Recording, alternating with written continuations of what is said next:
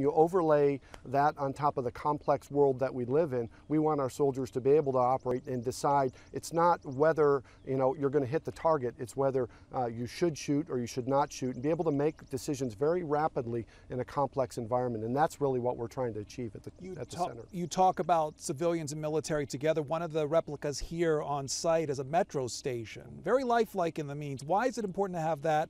And how do you kind of account for dealing with civilians in these kind of situations?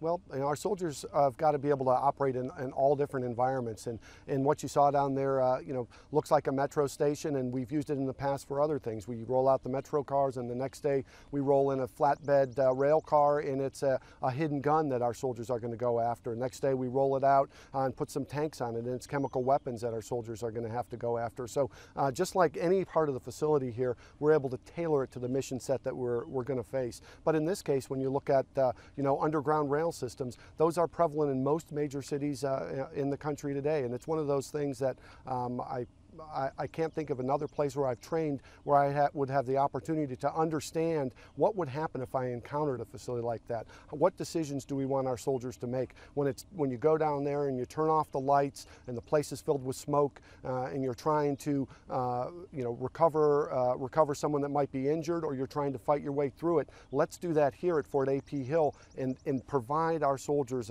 that complex environment that they can train on before we ask them to do it elsewhere. Rhonda from Springfield, Massachusetts, you're next. Hi, good morning. Thank you. Here where I came across some police officers training in a closed store at a mall for some kind of urban warfare.